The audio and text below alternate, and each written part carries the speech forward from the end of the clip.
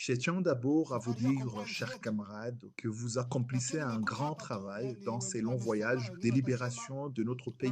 Mais je suis ici pour vous rappeler une chose essentielle. Nous sommes toujours en guerre. Comportez-vous donc comme si vous étiez encore sur les champs de bataille. Soyez vigilants, disciplinés et prêts au sacrifice. Ne vous comportez pas comme certains fonctionnaires restés à Kinshasa, ni comme si tout le pays était déjà libéré. Le chemin est encore long et exige de nous simplicité, engagement et responsabilité. Le voyage dont je vous parle est un voyage qui demande beaucoup d'énergie. Et cette énergie, c'est vous, c'est nous. Ce sont tous ceux qui sont ici et qui ont choisi de s'élever pour libérer notre pays. Chacun, où qu'il se trouve, doit comprendre que la libération de notre nation et de notre population exige détermination et courage. L'année 2026 sera une année de travail intense, une année qui nous demandera d'être sages, courageux et unis face aux défis qui nous attendent. Ceci dit, chers camarades, je vous appelle à la responsabilité. 1. Il n'y a pas de spectateurs, il n'y a pas d'applaudisseurs. Nous devons nous engager, chacun à ce qui le concerne, dans son rôle pour amener les changements. Si nous combattons le régime de Kinshasa, ne nous comportons pas comme le régime de Kinshasa. Comportons-nous différemment. Nous ne sommes pas ici pour un enrichissement. Vous êtes des serviteurs.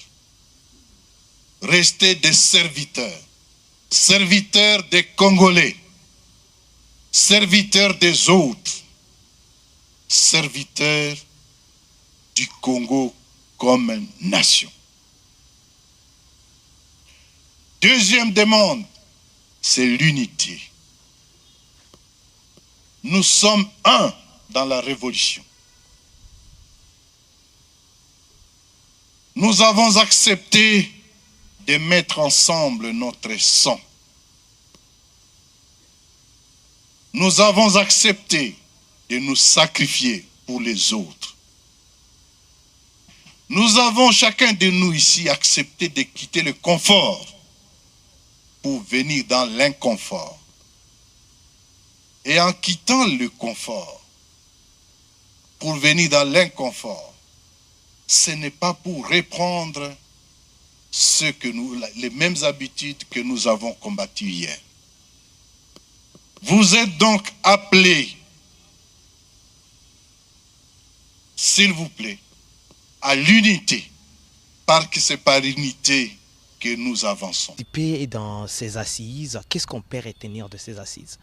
Oui, et nous étions dans ces assises qui ont été convoquées par les autorités de l'AFC M23. Et quand je parle des autorités, je vois le présidium de l'AFC M23, et une grande délégation qui est venue de Goma et qui s'installe actuellement ici à Bukavu pour une durée déterminée. Et dans ces assises, nous avions échangé par rapport à plusieurs questions, notamment nous avions parlé de la question de la gouvernance. La gouvernance d'abord dans les zones libérées et la gouvernance au niveau des zones non libérées. Et nous avions vu la différence qui est là entre les zones libérées et les zones non encore libérées. Et quand nous parlons de la gouvernance, nous avions échangé par rapport à la vie quotidienne de la population. Nous nous sommes dit que la population, surtout de la ville de Bukavu, de la ville de Goma, de nos différents territoires, comment est-ce qu'ils vivent. Dans des zones libérées, là où il y a la présence de l'AFC M23, il y a quand même de la sécurité. Il y a de la sécurité. La population peut se battre la poitrine de dire que nous pouvons dormir et nous réveiller sans inquiétude. Comparativement aux années passées, là où nous étions tellement attaqués par des bandits à main armée, les maisons étaient occupées, les maisons étaient attaquées, les citoyens étaient maltraités. Et nous avions également parlé de la question économique. Dans les zones libérées, on a diminué les taxes. On a donné le privilège aux opérateurs économiques pour leur permettre de bien fonctionner, de bien mener les affaires.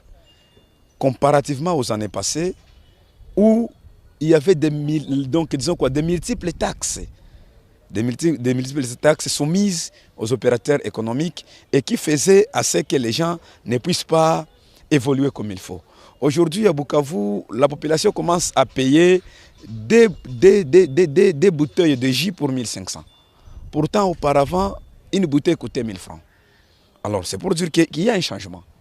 Dans le cadre de la circulation routière, quand vous regardez très bien, même les chauffeurs commencent à obéir les codes routiers, comparativement ou différemment des années passées. Et pas seulement cela, quand nous voyons notre armée, actuellement, le chef de l'État, si je peux l'appeler comme ça, M.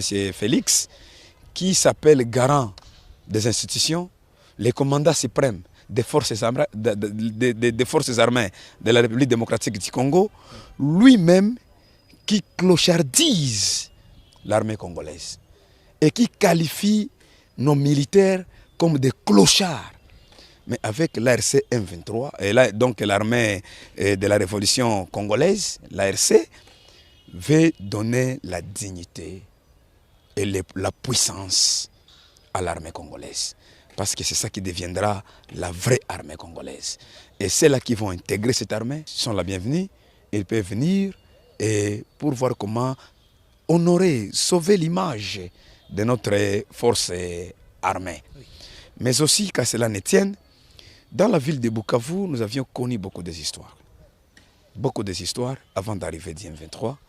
Quelques jours avant l'arrivée de l'AFC M23, vous avez vu comment est-ce que nos maisons ont été pillées, saccagées, les boutiques brûlées, les gens traumatisés, chicotés. C'est comme si c'est comme des brebis qui n'ont pas des bergers.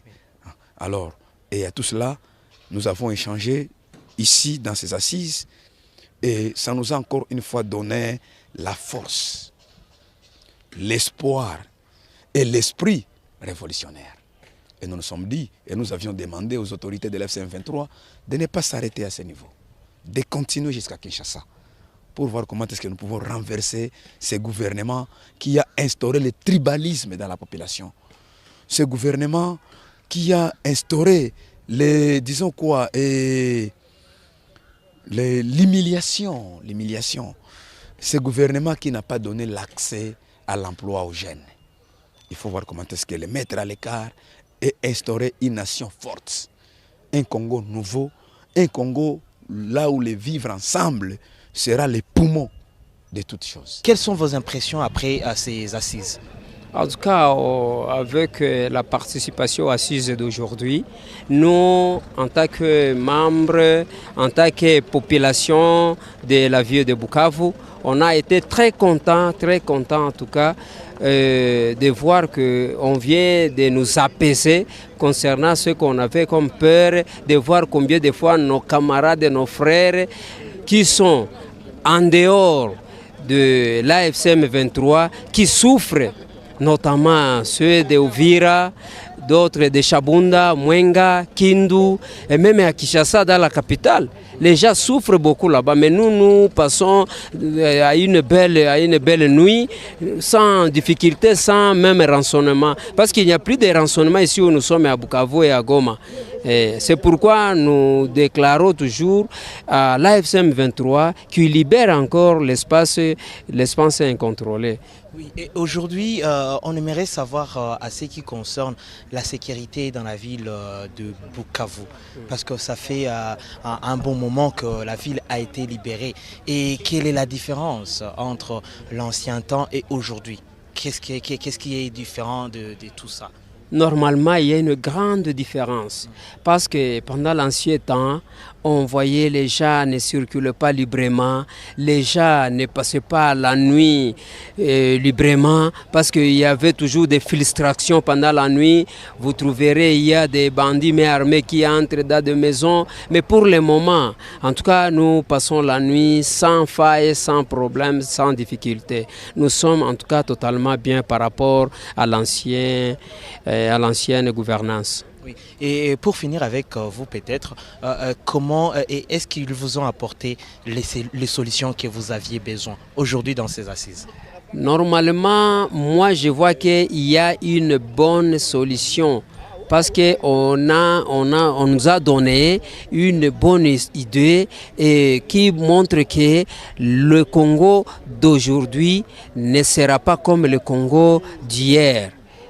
C'est pourquoi je vois qu'il y a un bon changement qui vient et qui est déjà ici. Nous vivons déjà ce changement.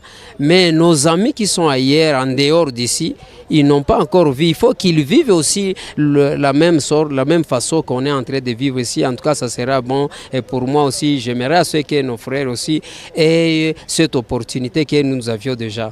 Merci beaucoup.